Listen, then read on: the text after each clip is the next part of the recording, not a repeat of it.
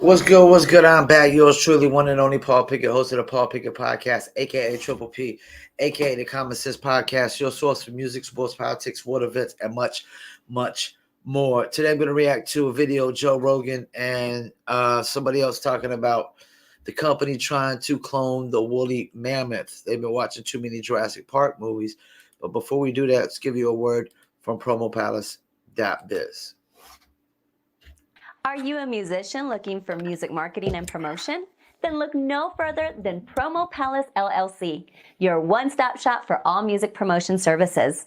Services include Spotify playlist pitching, YouTube video promotion, record pool promotion, blog placements, radio airplay promotion, SoundCloud promotion, and much more.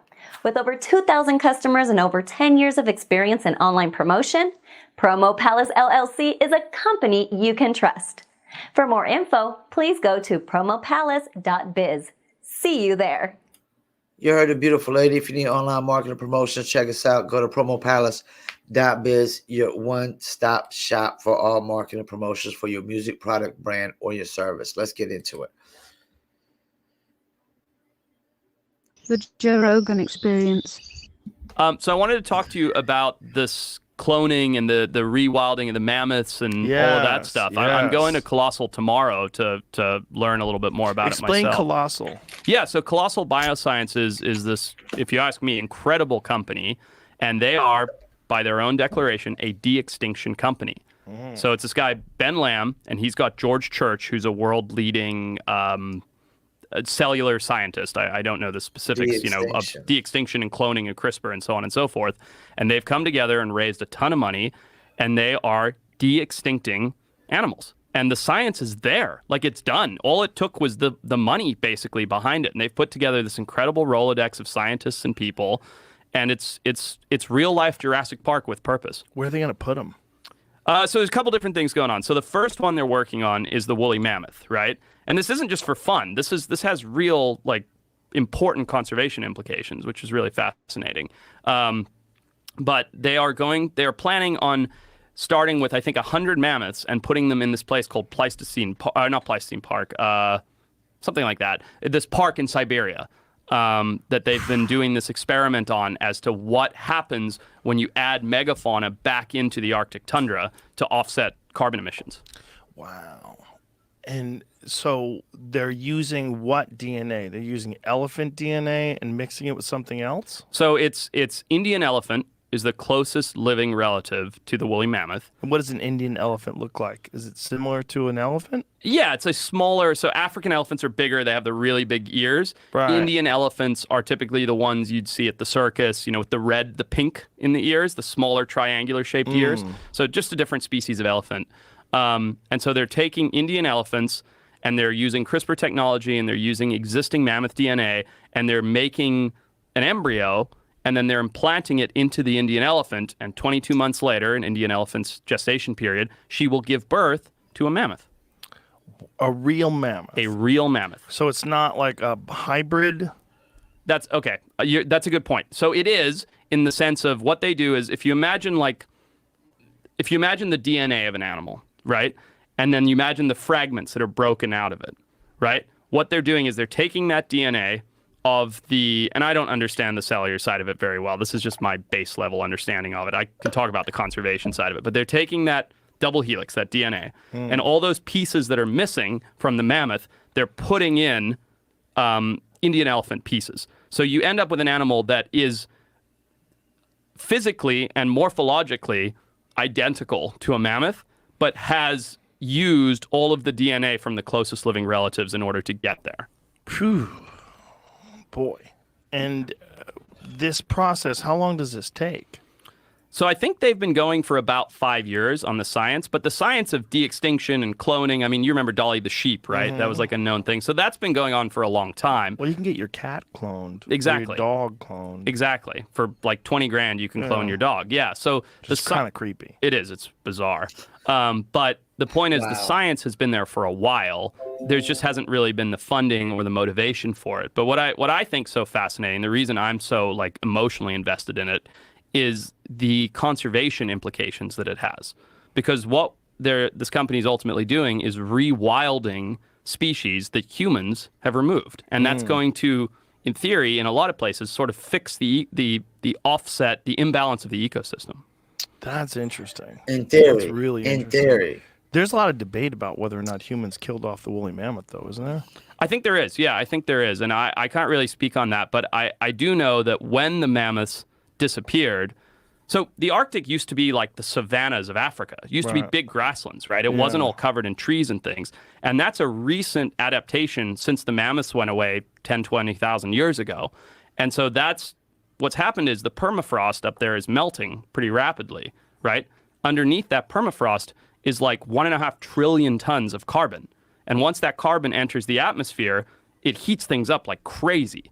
So by removing those mammoths, and I can explain why the mammoths keep it colder, but by removing those mammoths, it's allowing that permafrost to melt much quicker and release more carbon. So the idea from like a financial standpoint of how they make money is the carbon offset of putting mammoths back into the environment. How do they make it colder? So it's a couple different things. It's basically when there's trees and shrubs, they take in more heat, and that heat transfers into the ground. So in this Pleistocene park, this park that they've been doing this experiment in Siberia for a while, they've put in a couple hundred animals that aren't mammoths, right? They've put in ox and reindeer and things like that, and they're knocking trees over with the tractors. And once they knock trees over and they simulate a mammoth knocking the trees and shrubs over, the fleet grazers are able to keep the vegetation from regrowing. So when the vegetation doesn't regrow, you get all this grassland, and the grassland has snowpack. The snowpack gets stomped, so there's no insulation. It reflects more light. It's like 3 or 4 different processes that make the ground, I think on average, it's like 8 degrees colder. So it keeps things more frozen. So once we removed all the megafauna from the Arctic through hunting or maybe other means, regardless, once they were removed, the Arctic got warmer. The Siberia and Alaska got warmer, and so slowly we're getting more and more carbon emissions from up there. But by putting these animals back, and I just love the idea of going up to the Arctic and it looking like the African savanna, right, with all of these incredible animals. But by putting these animals back, it in theory will make the Arctic colder, slow down the melting of the permafrost, which will in turn trap the carbon for longer in the ground. In theory, there's a lot of things to unpack here. We are trying to Jurassic Park a woolly mammoth.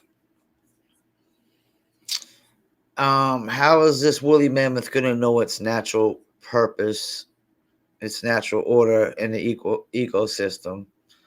How do we know that this is going to work? But this one thing I will say, this seems smarter and more realistic than what these climate change freaks and activists think. Like, they really think like we can really control the weather at this point. Now, I don't know. That's kind of a sense of trying to control the weather, but then again, it's not, because like they said, we might have killed off the woolly mammoth, and we probably killed off other species as well out of the ecosystem. You see what's going on in the ecosystem of the Florida Everglades when people released pet pythons. They just started killing all the wildlife and whatnot.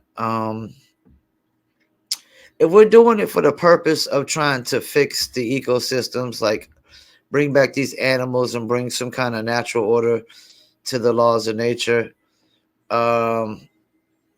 yeah, but long as we don't really start just trying to do it like it's, this is cool and sounds like a fun thing to do, and then we start, really trying to do dinosaurs like Jurassic Park or, some other kind of creature that might have went away that's predatory or whatnot. It's very interesting. It's very interesting. The thing about man, though, is if there's a will, there's a way. If it's an idea or thought, man is going to try to do it. Some man is going to try to do it, or a woman, for that matter. But I don't know. I got kind of mixed reviews on this. It's like most people say, "Oh, man's trying to play God." Well, I don't believe in God. I I think man is trying to dictate the laws of nature and control the laws of nature a little too much. And the only thing that controls the laws of nature is nature itself, you know. But I mean, you could give it a shot. It might help. I don't know if it's gonna like. They're just talking about doing it in Siberia. What about like Antarctica or things of that nature? You know, can a woolly mammoth be in Antarctica or whatnot? Who knows? It's interesting to see what other try animals they're gonna. I know there's some kind of birds or something that win extinct, and there's probably all types of creatures that win extinct. But I almost think this is a little too much of man trying to play the creator. Because something definitely created us, but I don't know if it has to be called a god or worshipped as a god or wanted to be called God or want to be worshipped as God or anything of that nature. I don't know that it looked at itself as superior and us inferior. And I think people's idea of what created us is the complete opposite of what really created us. It's probably more like this woolly mammoth thing that's going on. Like something created us kind of like this woolly mammoth. Maybe we were a species that was extinct or becoming extinct, and they decided to just take some DNA and go to another planet and recreate us, or and some people always said that we were workforce for another alien life force out there. Who knows? But yeah, mankind, if it's a thought that comes up in any man's head, they're gonna try to do it. Once again, I thank you for tuning in, Paul Pickett Podcast, and I'm out.